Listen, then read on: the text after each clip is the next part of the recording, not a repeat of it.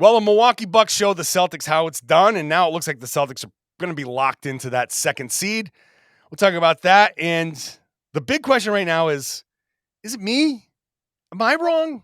Am I looking at this the wrong way? We're going to take a good hard look at this right now on the Locked On Celtics podcast. Be ever ready.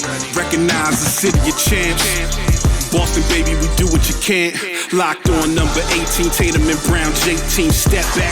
We gon' wet that and slay teams. Of course, the Celtics, who else could it be? Screaming like KG with the Larry O.B. Karalis above average, assessing the team status. Best daily pod, no cap, salary matching. Clutch like Bird the DJ, keep John on replay. Prime time, dapping up the truth on the sideline. Raining J's, how it started, raising banners, how we finished. Locked on Celtics pod, home of the winners. B. Hey there, welcome back to the Locked On Celtics podcast, right here on the Locked On Podcast Network, where it's your team every day, and I'm here for you every day with a free, fresh podcast drop directly to your device. Whichever podcasting app you choose to use, this show is there. So subscribe. You can watch the show on YouTube, subscribe there, hop into the comment section, lots of good comments there, back and forth. I'd love to see you in there, talking about the games, talking about the podcast, and all of that stuff. I'm John Karalis. I used to play professional basketball. I also used to have a voice. Now I cover the Celtics for Boston Sports Journal. I've written a book called Boston Celtics All-Time All-Stars. I remain a little under the weather, but at least now I feel like I can make it through a podcast. It's just now my voice sounds a little bit different. So I'm going to help. I'm going to get some help here. I'm going to bring in Tom Westerholm to carry me through because I don't know if I can do 30 more minutes by myself. But the kick here, Tom, is I like my voice when it gets to this. There's like a 2-day period after I catch a cold where my voice does this, and I feel like I should just schedule all voiceover work for I should be calling radio stations. I should be doing the late night slow jam show, kind of like you're listening to that whole thing. I'm like, man, this is exactly how I wish my voice would sound all the time. Yeah, That's tough, man. I guess your only option is just to stay sick constantly. Stay sick. Just locked on COVID. Yeah. So okay, it's good advice. So in a couple of days, I'm just gonna go around and start licking doorknobs, just stuff like that. Whatever. The options for getting sick around TD Garden, so easily. Yes. Yeah. All I got to do is go into the family kids room. There's a dozen kids in there. Guaranteed that you're going to pick something up. My guy. You can't be around kids for more than 5 minutes without getting sick. No, honestly, my I'm current, as I get over this current bout with COVID, I'm pretty sure that this is what actually turns me into a super soldier. My brother-in-law is a high school teacher. He's been a super soldier. It's over as soon as you're around children these days. It is done for you. You know who's not super soldiers? Mm-hmm. The Boston Celtics. Them guys. Okay. So, all right. I admit after yesterday's game, I was a little extra pissy. Maybe because I was sick. It was a little foggy. My head wasn't working the way it normally would, which is I'm already working at a deficiency. So any kind of loss like that is really puts me in peril. So the way they reacted after the game, the whole kind of like, meh, whatever. We don't really care about seeding. We're just like, yeah, whatever. That whole attitude, I was just, you couldn't even fake it. You couldn't fake it at all? Really? That bugged me. Yeah, look, I think we're going to see, right, where this team actually is. I still think it's possible that they're a very good – I think they're a good team. I think it's very possible that they are a very good team still. We're going to find out. But I think, You hear Malcolm Brogdon talk about how important it is to this team to get the number 1 seed, right? And he's like, we really want that number 1 seed. And then you see them go out yesterday and that they had to win that game. That was kind of non-negotiable. You needed to win that one so that you could put yourself in a position to get close by maybe beating Milwaukee on Thursday.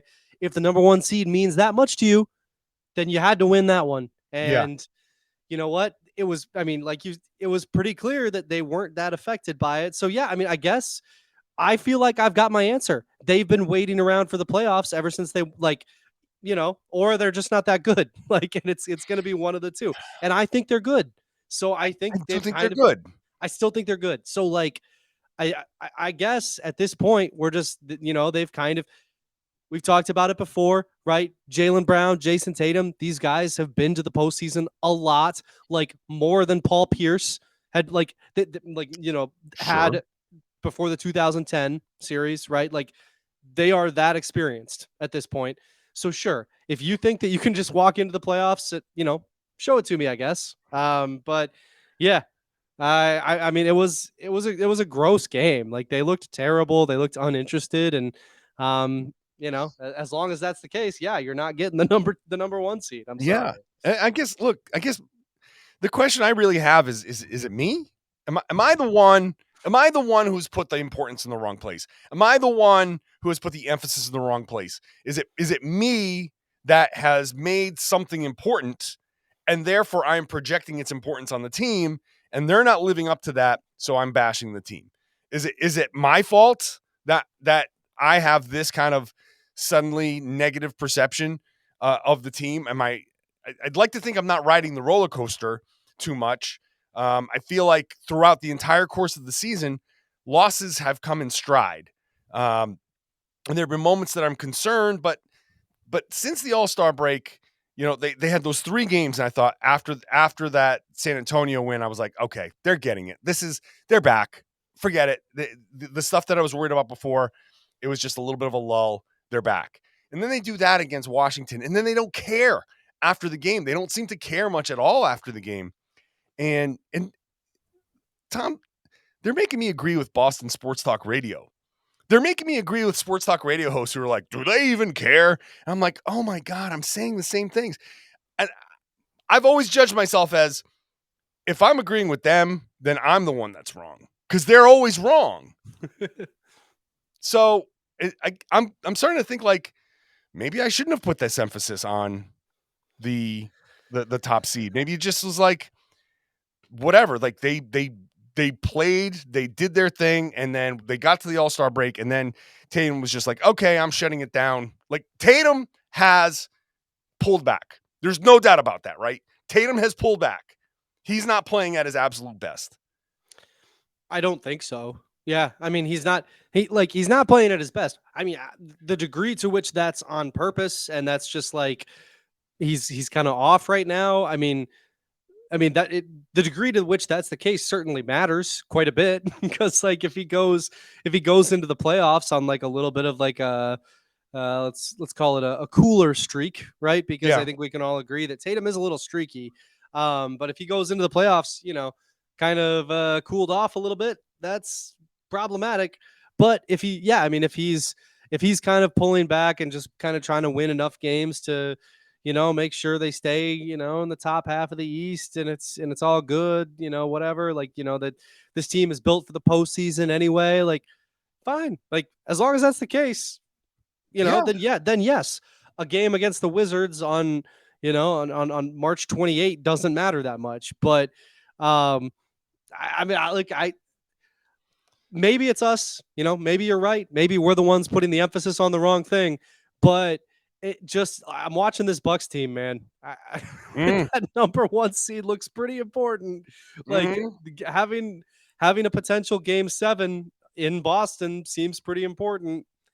And it's probably not going to happen at this point. So if they get to that series, yep. and if that thing goes chalk and they lose a game 7 in Milwaukee, dear God, I personally am just going to like pull out receipts on them, and I will, because I mean that's my job, right? I got to hold them accountable, right?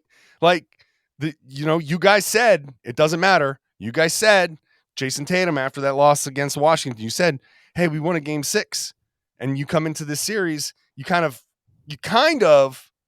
blew the top seed. Malcolm Brogdon said, like, you got all the receipts right there. Malcolm Brogdon said that it kind of threw you guys that you lost the top seed. Yep. You said seeding doesn't matter as long as you go into the the playoffs kind of healthy and whole and all that stuff. You didn't seem worried. And if that series goes chalk, then he's going to have a lot of answers, a lot of things to answer for. Because not only did you come out of the finals and say, we learned our lesson, you didn't. Not only did you say all along, here's how it's going to go. And if you didn't, all of that is to say, you better be right. That's all I'm going to say. Yeah. Like, I will admit, I could easily be wrong. That's what I'm saying. I'm actually trying to put some of the onus on me. Am I coming at this from the wrong perspective? They're the players. They're in the NBA. Nothing I've done ever sniffs the NBA. So I don't know what it's like to be in that locker room, be in that kind of grind. I don't know. None of us know. So maybe they just know better. I'll put it. I'll admit that. All right, let's talk about the Bucks, because from what I saw when the Bucks and the Pacers, I saw exactly the kind of game that I would like to see the Celtics have played against the Washington Wizards. I'll do that next. First, Ultimate Pro Basketball GM. Super cool game. And it really is. If you want to live out your fantasy of being an NBA GM, then this is the game that you want to play. It's Ultimate Pro Basketball GM. Download it right now. It allows you to manage every strategic aspect of a franchise. You can play through seasons, leading your franchise and fans to glory. You build your historic dynasty. It's a simulation, and you're responsible for everything. The players have personalities that you got to deal with. You got to hire the right coaches, the entire staff, trading players, training players, making your picks, navigating your franchise through all of this stuff that we're talking about. And it's all in a challenging and realistic game world. Ultimate Pro Basketball GM is completely free. It's playable offline. You can play on the go as you want, when you want. So that makes it a little extra fun. You're not always in a place with a signal. So you want to get these games that are playable offline. If you want to go download the app, you can go to probasketballgm.com. You will get a 100% free boost to your franchise when using the promo code Locked On, all caps, in the game store. Make sure you check it out. probasketballgm.com, or scan the code here on your screen on the YouTube page, or just look it up on the app stores. probasketballgm.com. It's Ultimate Basketball GM. Start your dynasty today. And thanks for watching Locked On Celtics, listening to Locked On Celtics, and making it your first listen every day. Head on over to Locked On NBA feed. You can make Locked On NBA your second listen. Locked On Game to Game. Locked On NBA has rotating hosts all week. I usually join Jake Madison on Wednesdays. And then Locked On Game to Game is each host gives you the minute or so recap of the game, so you get both sides of the story and get caught up on the night in the NBA. So check those podcasts out wherever you get your podcasts. Tom, I watched. We're going to do the podcast a little earlier, and then I said, "Hey, you know what? We should watch this Bucks game to see. Hey, maybe the Pacers can do the Celtics a favor." What did I say? You said, "Hold on, let me pull out your text so I can say." Tom Westerholm replied, "Okay, hold on. True, although it's probably a safe bet." Should I keep going with the text chain? You can do whatever you want, man. I said, "So was Celtics Wizards, Thomas." And he says, "The difference is the Bucks are good." Okay. Listen, I started off the podcast by saying I still think the Celtics are good, so Yes. Don't yell at me too much. But but you knew what I meant. No, I know exactly what you meant. I know exactly what you meant. But this is you knew exactly how that Bucks Pacers game was going to end. The Bucks were going to win it. Yeah. They've been taking care of business since the All-Star break. I know there's been like a couple of stats that have floated around that were kind of like, well, like the Bucks and the Celtics have the same record basically against the Wembanyama teams. Like, sure, fine. All of that I understand, but like we've talked about this exact quote before. Tatum at the All-Star break said the team that is going into the playoffs is the team that like generally like that's playing really well going into the playoffs is the team that generally does really well in the playoffs and makes a deep run. I think he said wins the championship. And it's like, well, we know who that team is in the Eastern Conference right now. It's not the Celtics, it's the Bucks. Right. So, I mean, look, exactly. Let's just be honest. It's not that I'm I'm certainly more down on the Celtics than I've been. Since the All-Star break, that's definitely the case. But I've also said multiple times, if they play the right way, then I think not only do I think they can win a championship, I've said flat out, if they play the way they played in those 3 games, that 3-game stretch, or the way they played in the beginning of the season, not only do I think they win a championship, I don't think a single series goes 7 games. I don't think the Bucks take them to 7 games. When the Celtics are at their absolute best, no one is touching them. They win everything in 5 or 6 games, sweep the first round. That's how good I think they can be.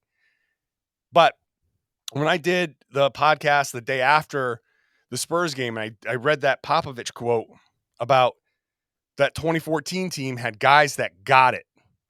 And my distinction was the Celtics do it. The Spurs had guys that got it.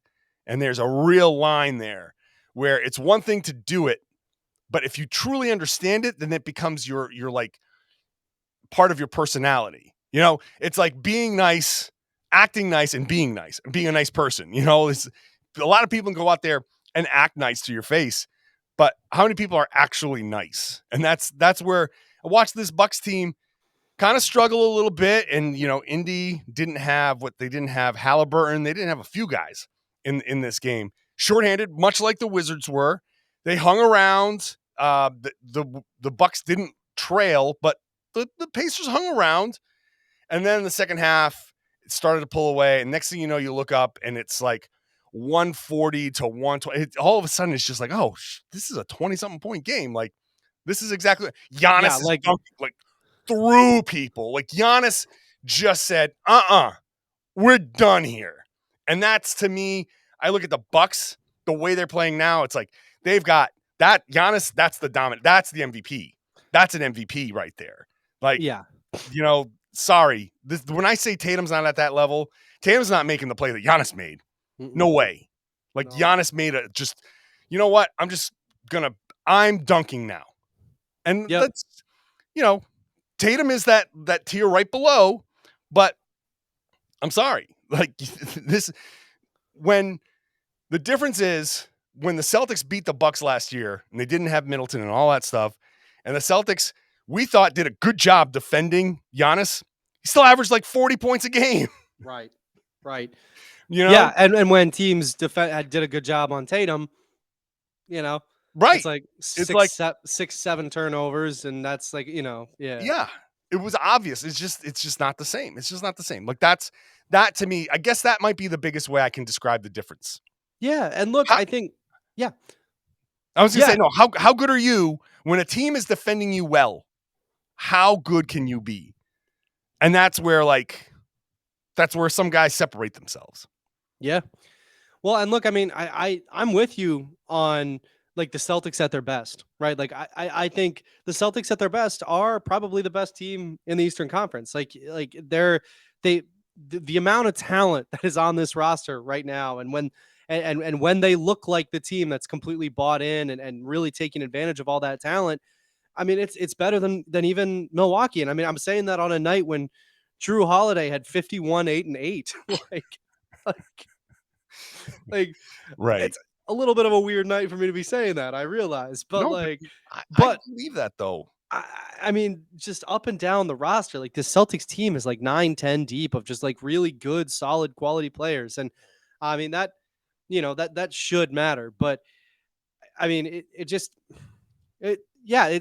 honestly, it's kind of like just, it when you see it, like, like a real eye test type situation. Like the Bucks kind of have it right now. And the Celtics, I mean, look, the playoffs come down to matchups, right? Yes. So this is why I think even as the Bucks are playing significantly better, I still am just like, well, I mean, I do want to, I'm willing to listen to arguments in favor of the Celtics, right? Because like, we know how well the Celtics defend Giannis. We know how big a difference that makes, we know that gums things up for everybody else.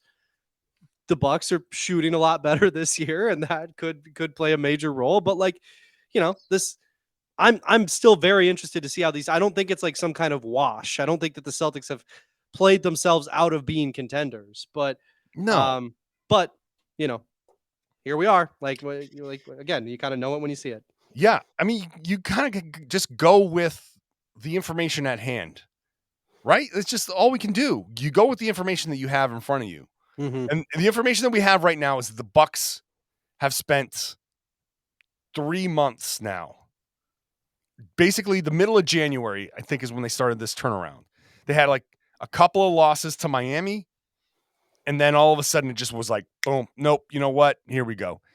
And they just spent like mid-February, mid-March. So it's been a couple of months now, 2.5, of basically dominant basketball. And the Celtics have been kind of in steady, like, whatever, mediocre to not great. And hey, things can turn around. Of course they can turn around. We just saw 3 games where the Celtics actually went out and handled their business basically from beginning to end. But I still don't think that having some questions at this point is a bad thing. I don't think it's wrong to have some questions here because, as I've said, it's about the habits. It's about the mentality. It's really about that. It's not about the ability. I know how good these guys are. Like I'm not sitting there. It's not like I don't have faith in this team.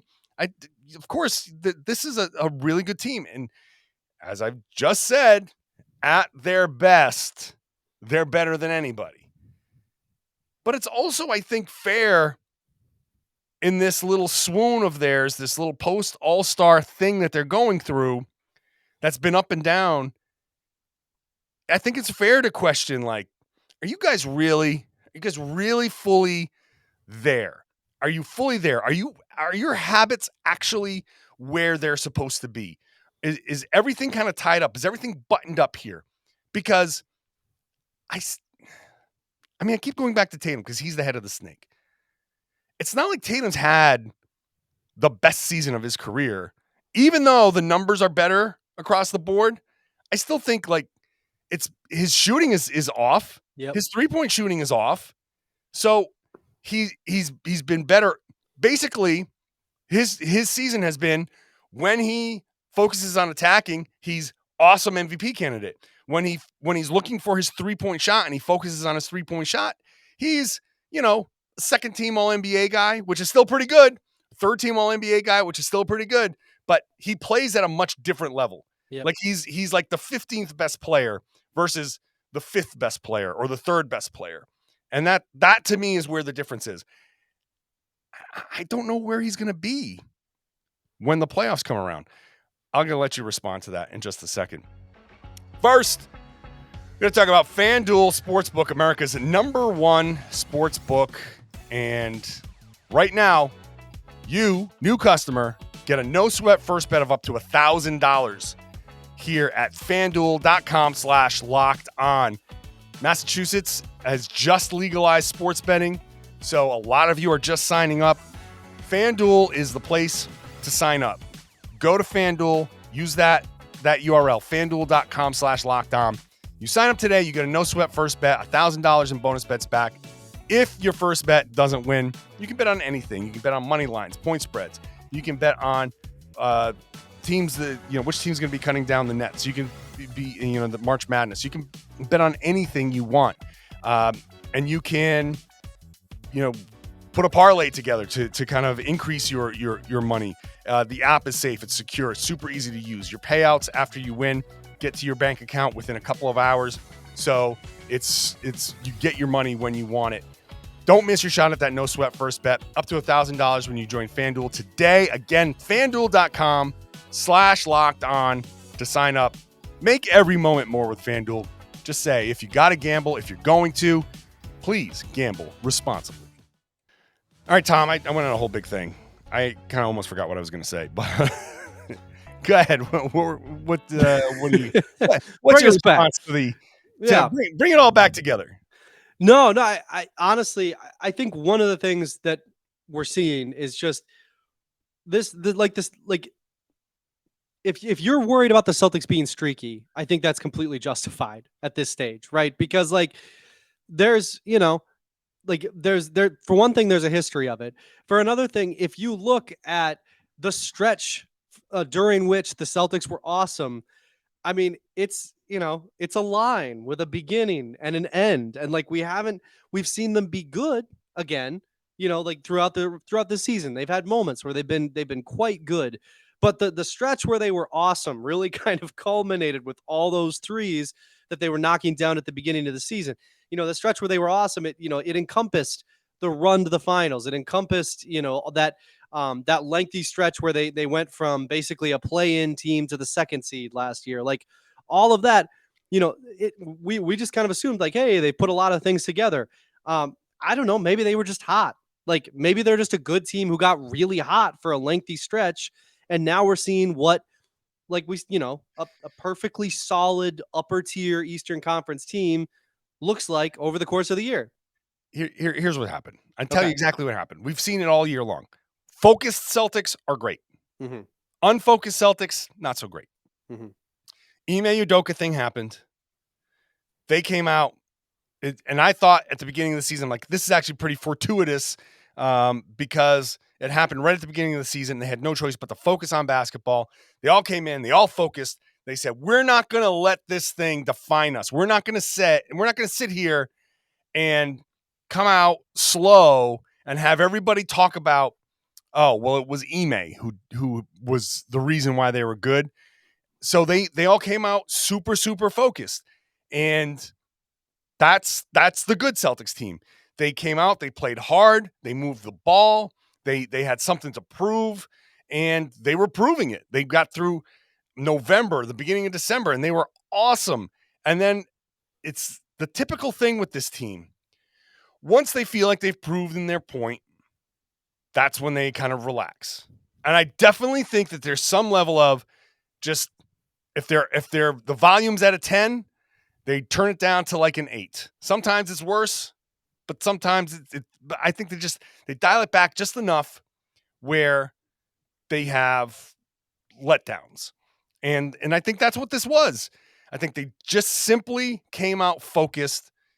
And when they move the ball and they generate the good 3-pointers, that's when they shoot 40% from 3. We've seen it. Then they kind of slow down from there, and that's all it is, Tom. To me, that's all it is. It's just a matter of focus, which I guess kind of I'm making my own argument against myself from earlier, where I'm saying, is their mentality going to be there? Well, if it's focus, and if they're going to be focused in the playoffs, then maybe it's as simple as, you know what? Maybe it's as simple as they're just bored, and they proved their point over the past those 3 games. They came out, they said, hey, look, we can still do this. Maybe we should have seen it coming at the beginning of the Spurs game because they were a little unfocused defensively, and the Spurs hung around at the beginning. But maybe it's just as simple as they're going to come out and play well against Milwaukee, win or lose. I think they're going to play well. And the second seed, I think with Milwaukee winning, 3-game lead, it's the second seed. Forget that it's just done. After that, the rest of the regular season is just going to be, don't screw it up so much where you actually fall to the 3rd seed, and completely implode. Just win a couple of games here and there, just hold on to the 2nd seed, and it's all about rest and just get focused, and we should just shut our brains off for a couple of weeks, and then when the playoffs start, our next point to judge this team is game 1 of the first round. I'm not against that. Like I said at the beginning, right? It's like if this Celtics team has a ton of playoff experience, they know what it takes to win in the NBA. They're young, but they know how to win. Like all of these guys have been in big games now. Like they all, everybody who matters on the Celtics team has played in really, really important basketball games.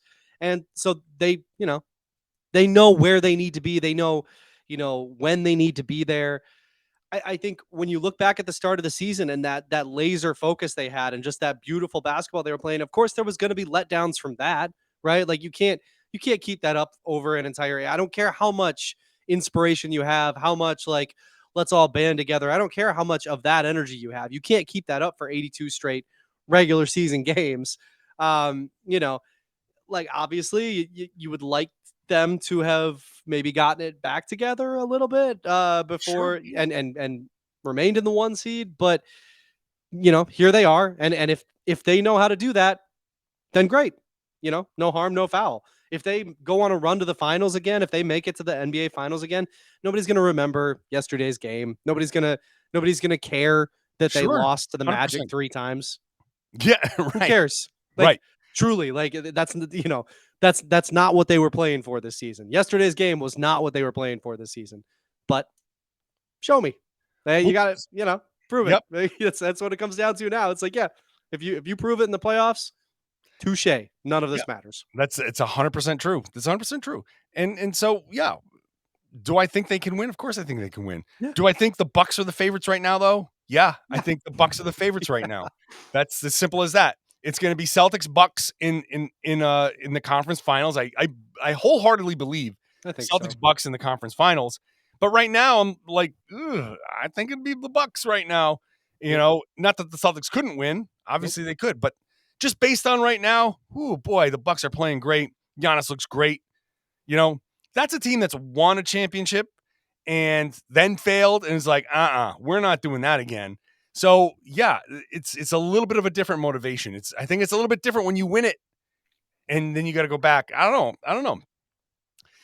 I go back to the beginning of the podcast and the question of maybe the past few weeks, maybe it's just me. Maybe my frustration is something that I put something on this team and that's just not where their heads are at. And that's, you know what? That's fine. It's fine. If it's not up to me to say, this is what you need to do. Like if I'm wrong, if I'm just like saying that top seed, you got to go get it. You got to go get it. If I'm wrong about it, then fine. That's fine. Then, hey, I just get worked up and I can chalk it up to the product of doing a podcast every Monday through Friday. And it's like, I got to talk about something. And maybe I did ride the roller coaster a little bit, but damn it, they gave me reason to, it feels like. And I just feel like, I don't know, like you said, they're going to answer this question next month. Yep. And it's just as simple as that. They're going to answer this question in like 3-4 weeks. And that's when we're going to really, we're going to know. We won't be talking about this Wizards game unless the only time we're going to be talking about it is if the Celtics lose a game 7 to the Bucks. There's a scenario in which we are talking about this Wizards game. Oh yeah. But, yeah. It could happen. Yeah. There's a podcast in May. There's a universe in which we're podcasting in May and we're like the Wizards game, the Rockets game, the 3 Magic games. Yeah. 100%. There's 100%. Lose a game 7 in Milwaukee. You couldn't beat Paolo Banchero once. You couldn't beat him once. Right. But they go off to the finals, like you said, man. And then we're never talking about those games again. Mm-hmm. It's as simple as that. All right. Well, next couple of podcasts will be post-game podcasts. So hopefully there's something fun to talk about there. Tom, appreciate you coming on. Appreciate you, man. So post-Bucks podcast, and then I don't know, maybe a post-Jazz podcast. I don't know. At this point, I'm like, if they lose to the Bucks, honestly, even if they beat the Bucks, do you really want a post-Jazz podcast? Like at this point, if they're the 2nd seed, it doesn't matter anymore. So maybe I'll just take a Friday night off from podcasting and we'll cover it over the weekend because they have 3 days off before the Philadelphia game. So maybe I'll just save it for the weekend and give you a Monday podcast that includes the Jazz game. So we'll see. I'll sleep on it. In the meantime, subscribe to the show. Hope you enjoyed it enough to hit that subscribe button. Get the podcast dropped directly to your device. Watch the show on YouTube and share the podcast. Tell your friends and family and everybody that they should be listening to and watching the Locked On Celtics podcast right here on the Locked On Podcast Network. Your team every day.